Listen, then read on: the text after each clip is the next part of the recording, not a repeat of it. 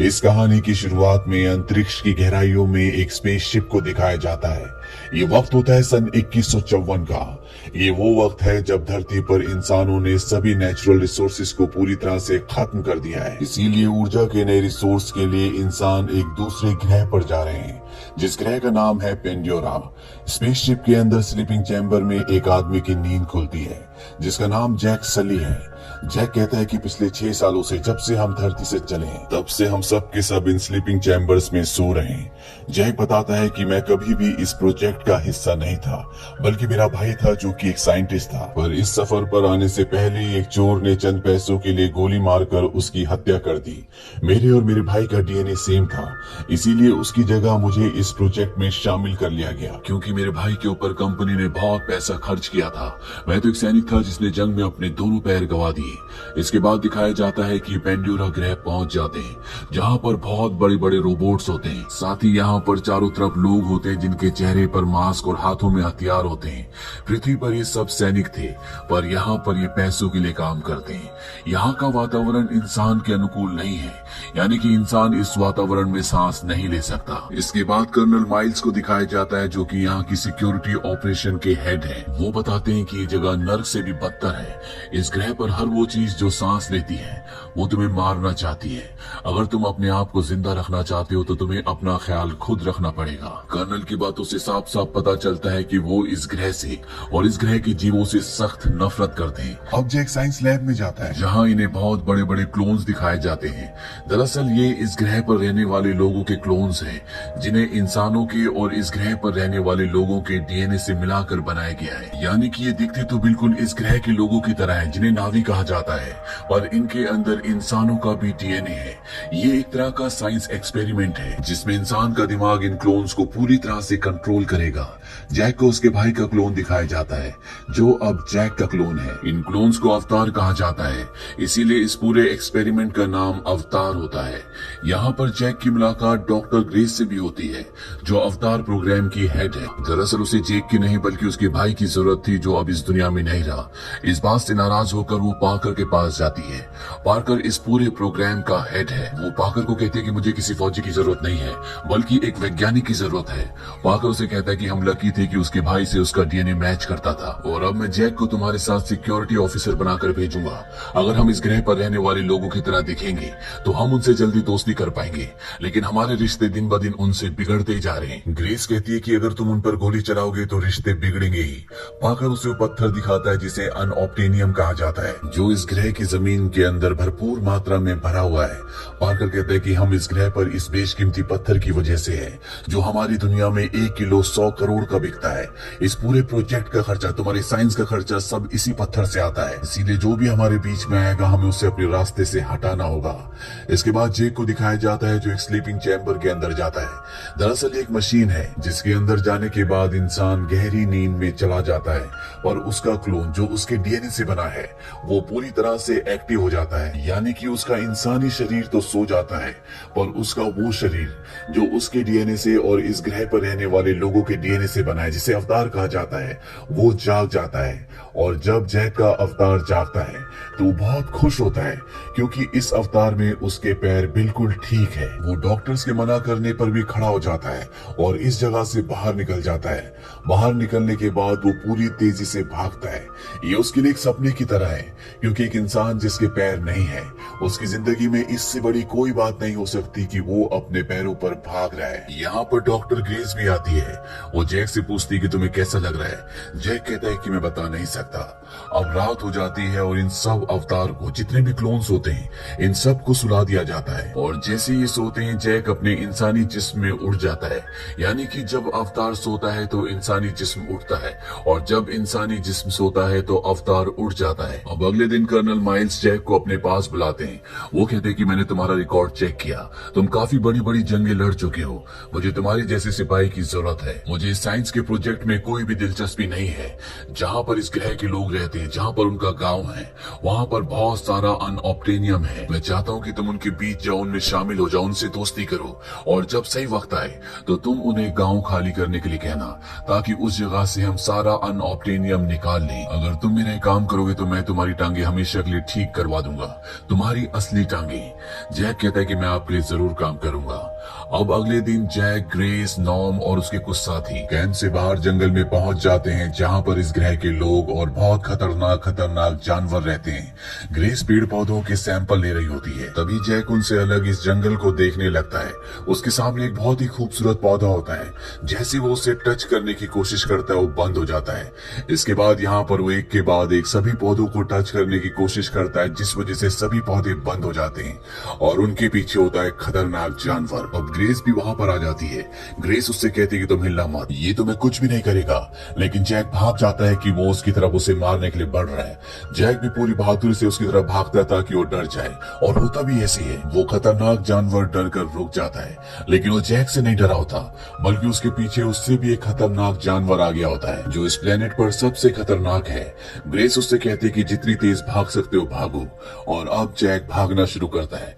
वो जानवर भी लगातार उसका पीछा करता है, पर तभी उसके सामने झरना आ जाता है, जिससे जैक कूद जाता है। इस तरह से जैक अपनी जान तो बचा लेता है, पर वो अपने साथियों से अलग हो चुका है। अब वो इस खतरनाक जंगल में भटक रहा है, उसे नहीं पता कि उसे कहाँ जाना चाहिए। तभी हमें पेड़ के ऊपर दिखाया जाता है, जहाँ पर एक लड़की होती है जिसका नाम निटीरी है, जो इसी ग्रह की है। वो जैक को देख लेती है और अब वो उसे अपने तीर से मारने वाली होती है कि तभी उसके तीर के ऊपर एक अजीब सी चीज आकर बैठ जाती है, जिस वजह से वो जैक को नहीं मारती। जैक को भटकते भटकते रात हो जाती है। चारों तरफ से खतरनाक जानवरों की आवाज आ रही होती है। जैक बड़ी मुश्किल से आग जलाता है, पर तभी उस पर इस ग्रह के जंगली कुत्ते, जो कि बहुत खतरनाक होते हैं, एक साथ हमला कर देते हैं। जैक उनका सामना करने की कोशिश भी करता है, पर वो इतने सारों को मार नहीं सकता। इससे पहले कि वो जंगली कुत्ते जैक को मारते, यहाँ पर वही लड़की जिसका नाम निटीरी है, जो जैक को तीर मारने वाली थी, वो आ जाती है और वो सभी जंगली कुत्तों को मार कर भगा देती है। इसके बाद वो जाने लगती है, लेकिन जैक भी उसका पीछा करता है और कहता है कि मैं तुमसे तुम्हारी चीजें सीखना चाहता हूँ। निटीरी कहती है कि आसमानी लोग सीख नहीं सकते, क्योंकि उन्हें कुदरत नहीं देखती। तुम्हें यहाँ पर नहीं होना चाहिए था। और तभी जैक के ऊपर उसी तरह के फूल, जो निटीरी के तीर के ऊपर आकर बैठे थे, पूरे शरीर पर बैठ जाते हैं। ये देखकर निटीरी पूरी तरह से हैरान हो जाती है। जैक उससे पूछता है कि सब क्या है। वो बताती है कि ये पवित्र आत्माओं के पेड़ के बीज है, तुम्हारी आत्मा बहुत पवित्र है। और इसके बाद वो जैक को अपने साथ ले जाने लगती है, पर तभी यहाँ पर उसी के कबीले के कुछ लोग आ जाते हैं, जो जैक को बंदी बनाकर अपने कबीले में ले जाते हैं। निटीरी के पिता इस कबीले के सरदार होते हैं और उसकी मॉम एक स्पिरिचुअल गुरु होती है, जो जैक का खून टेस्ट करती है और वो समझ जाती है कि ये एक पवित्र आत्मा है। जैक कहता है कि मैं तुम्हारे तौर तरीके सीखना चाहता हूँ, तुम किस तरह से शिकार करते हो मैं ये भी सीखना चाहता हूँ। और वो जैक को सिखाने के लिए मान जाते हैं। रात को जैक यहाँ पर सो जाता है और अगले पल वो अपने कैंप में, जहाँ पर उसका इंसानी शरीर है, वो उठ जाता है। जैक को जिंदा देखकर सब बहुत हैरान होते हैं, क्योंकि सभी को अभी तक यही लग रहा होता है कि जैक के अवतार वाले शरीर को मार दिया गया होगा। जैक बताता है कि मैं उनके कबीले में शामिल हो चुका हूँ और वो मुझे सिखाने के लिए तैयार हो गए हैं। अब मैं भी उनके परिवार का हिस्सा हूँ। ये सुनकर सब बहुत खुश होते हैं। पीटर जैक से कहता है कि जहाँ पर उनका गांव बसा है, वो पूरा एरिया 200 किलोमीटर तक फैला है और वहाँ पर अनऑब्टेनियम का भंडार है। तुम्हें उन्हें वहाँ से हटने के लिए कहना होगा, क्योंकि मैं किसी तरह का खून खराबा नहीं चाहता। जैक कहता है कि अगर उन्होंने अपना गांव खाली नहीं किया तो क्या। कर्नल कहता है कि तुम्हारे पास 3 महीने हैं, इसके बाद हम अपना तरीका अपनाएंगे। और अब जैक रोज उनके गांव में जाना शुरू कर देता है, जहां निटीरी उसे ट्रेनिंग देना शुरू कर देती है कि जंगलों में कैसे जाया जाता है, पेड़ों पर कैसे भागा जाता है, किस तरह से हथियार चलाए जाते हैं। जैक भी उनके तौर तरीके पूरी शिद्दत से सीख रहा होता है और बहुत जल्दी वो उनकी लगभग सभी कलाओं को, उनकी जीवन शैली को पूरी तरह से सीख जाता है। और एक दिन निटीरी जैक से कहती है कि अब तुम नावी बनने के लिए तैयार हो। दरअसल ये इस कबीले का एक रिवाज है, जहाँ पर हर एक इंसान को ट्रेनिंग करवाई जाती है और जब वो सभी कलाओं में परफेक्ट हो जाता है तो उसे नावी बना दिया जाता है, यानी एक तरह का योद्धा। निटीरी कहती है लेकिन इससे पहले तुम्हें अपना इकराम चुनना होगा।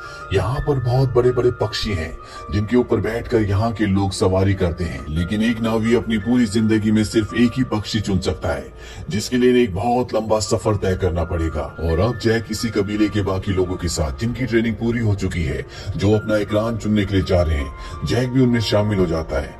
ये एक बहुत लंबा सफर होता है जहाँ पे आसमान में बादलों से भी ऊपर उड़ने वाले पहाड़ होते हैं। ये सब के सब उस रास्ते से उस जगह पहुंच जाते हैं जहाँ पर बहुत सारे इकरान होते हैं। निटिरी भी अपने इकरान के ऊपर बैठकर इस जगह तक पहुंच जाती है। सबसे पहले जैक को भेजा जाता है। जैक निटिरी से पूछता है कि मुझे कैसे पता चलेगा कि मेरा इकरान कौन सा है। निटिरी कहती है कि वो तुम पर हमला करेगा और इसके बाद जैक वहां पर इकरान चुनने के लिए जाता है। एक इकरान उस पर हमला करता है। जैक बड़ी मुश्किल से उसे अपने कंट्रोल में ले लेता है और इसके बाद वो उसकी सवारी करता है। शुरू में जैक को बहुत प्रॉब्लम होती है लेकिन जल्दी वो सीख जाता है कि इकरान को कैसे कंट्रोल किया जाता है और इसके बाद जैक और निटिरी अपने अपने इकरान पर आसमान की लंबी लंबी सैर करते हैं। निटिरी कहीं ना कहीं अब जैक को पसंद भी करती है। जैक भी निटिरी को पसंद करता है और एक दिन जब ये दोनों के दोनों अपने अपने इकरान पर होते हैं तभी आसमान से एक बहुत बड़ा इकरान जो छोटे इकरानों को खा जाता है जैक के ऊपर हमला करता है, जिस वजह से जैक और निटिरी को भागना पड़ता है। ये दोनों के दोनों किसी तरह से उस इकरान से बच जाते हैं। रात को इकिरी बताती है कि इसे त्रुक कहा जाता है। आज तक नावी कुल के इतिहास में सिर्फ 5 बार लोगों ने इसकी सवारी की है। ये हमारी दुनिया में सबसे शक्तिशाली है।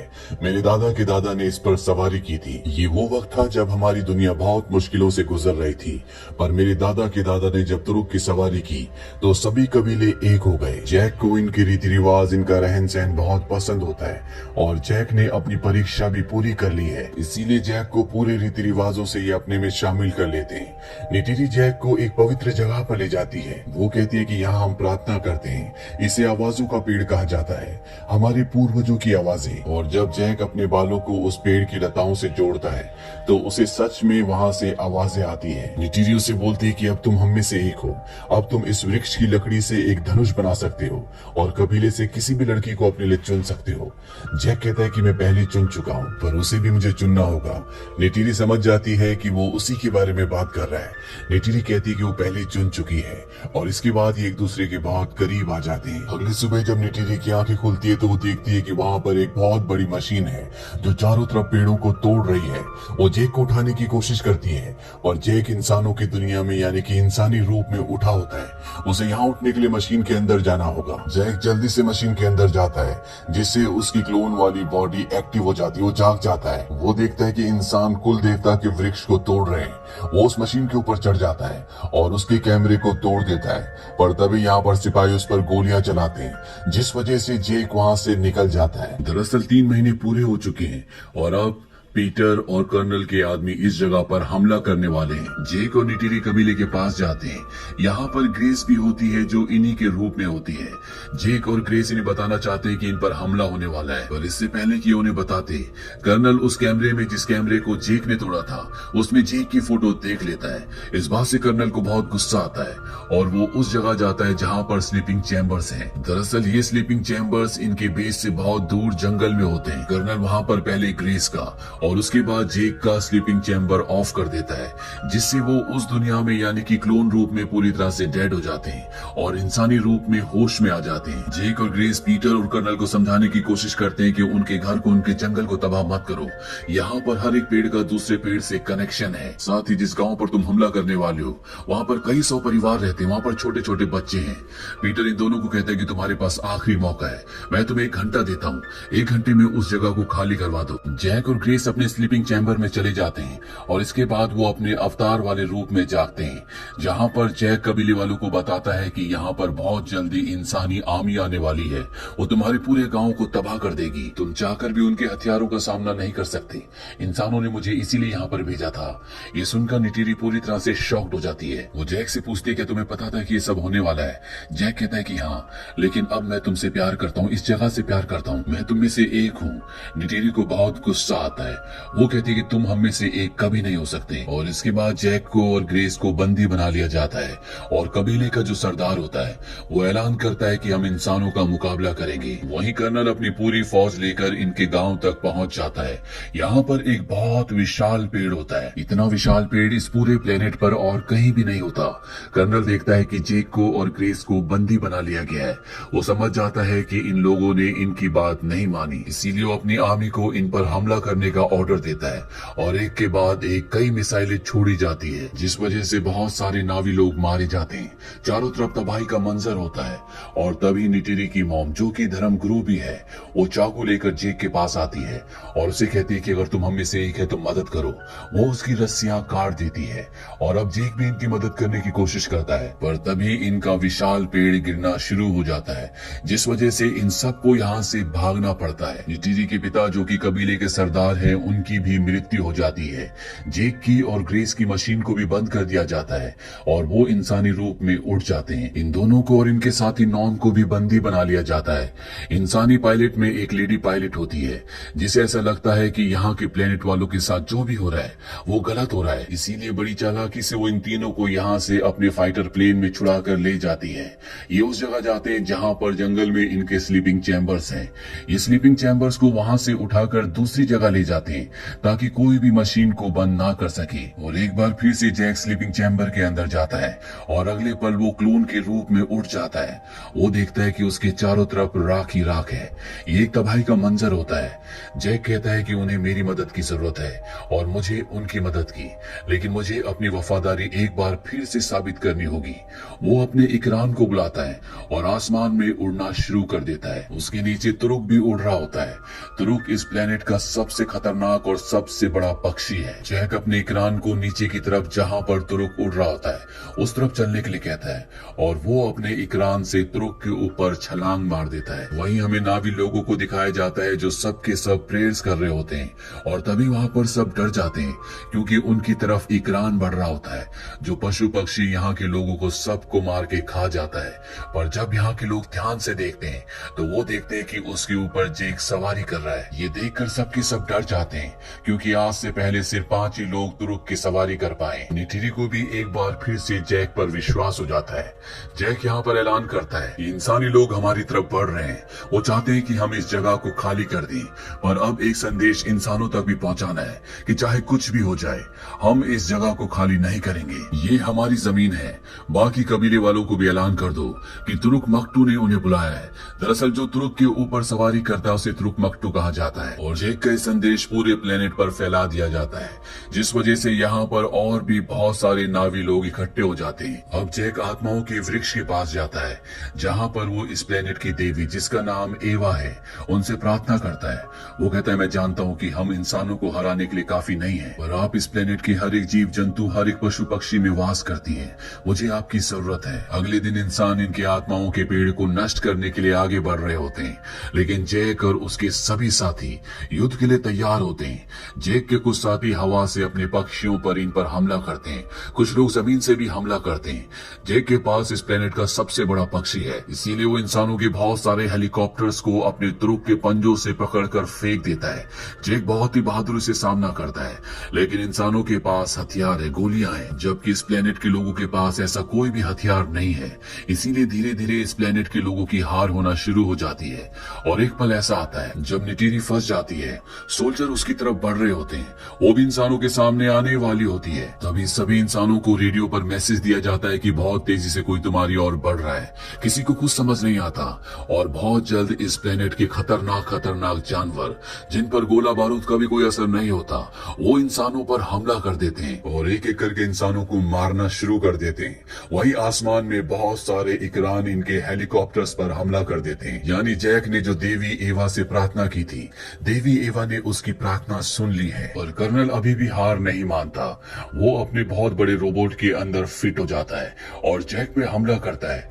जैक और उसके बीच में बहुत घमासान लड़ाई होती है।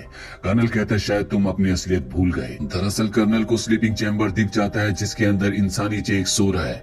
वो स्लीपिंग चैम्बर को तोड़ना शुरू कर देता है। जैक दोबारा उसके ऊपर हमला करता है, पर अब जैक का इंसानी रूप उठना शुरू हो जाता है, इसीलिए यहाँ पर क्लोन वाला जैक कमजोर पड़ जाता है। कर्नल चाकू से जैक का गला काटने वाला होता है कि निटिरी वहाँ पर पहुंच जाती है और अपने जहरीले तीर कर्नल के सीने के आर पार कर देती है। कर्नल की मृत्यु हो जाती है, पर वहीं अब जैक का इंसानी रूप जाग चुका है, इसीलिए क्लोन पूरी तरह से डेड हो जाता है। जैक को सांस लेने में बहुत प्रॉब्लम हो रही होती है क्योंकि वो इस वातावरण में बिना ऑक्सीजन मास्क के सांस नहीं ले सकता। वो मास्क को निकालने की कोशिश भी करता है, पर अपने पैर खराब होने की वजह से वो वहां तक नहीं पहुंच पाता और अब जैक का इंसानी रूप अपनी जिंदगी की आखिरी सांसें सांसें ले रहा है। निटिले को यह एहसास हो जाता है कि जैक का इंसानी रूप अंदर है। वो जल्दी से अंदर जाती है। पहले तो उसे कुछ समझ नहीं आता, पर जल्दी वो समझ जाती है कि जैक इस वातावरण में सांस नहीं ले पा रहा, इसीलिए वो उसके चेहरे पर उसका ऑक्सीजन मास्क लगा देती है, जिससे जैक को एक बार फिर से ऑक्सीजन मिलना शुरू हो जाती है। जैक अब पूरी तरह से ठीक है, पर जैक इस प्लेनेट से वापस नहीं जाना चाहता, इसीलिए सभी इंसानों को वापस उनकी धरती पर भेज दिया जाता है। पर कुछ लोग जो दिल के साफ हैं, उन्हें यहाँ पर रहने की इजाजत दे दी जाती है। जैक भी इसी प्लेनेट पर रुक जाता है। इसके बाद जैक के इंसानी शरीर को और उसके क्लोन वाले शरीर को आत्माओं के पेड़ के पास लाया जाता है, जहाँ पर सभी नावी लोग आत्माओं के पेड़ से प्रार्थना करते हैं और जैक के इंसानी शरीर की आत्मा हमेशा के लिए क्लोन वाले शरीर में ट्रांसफर कर दी जाती है। यानी कि अब वो हमेशा के लिए एक नावी बन गया है। अब वो पूरी तरह से इन्हीं लोगों में से एक है। इसी के साथ ही फिल्म यहीं पर खत्म हो जाती है। ये आज तक की हॉलीवुड की सबसे ज्यादा कमाई करने वाली फिल्म है। उम्मीद करते हैं कि कहानी आपको पसंद आई होगी।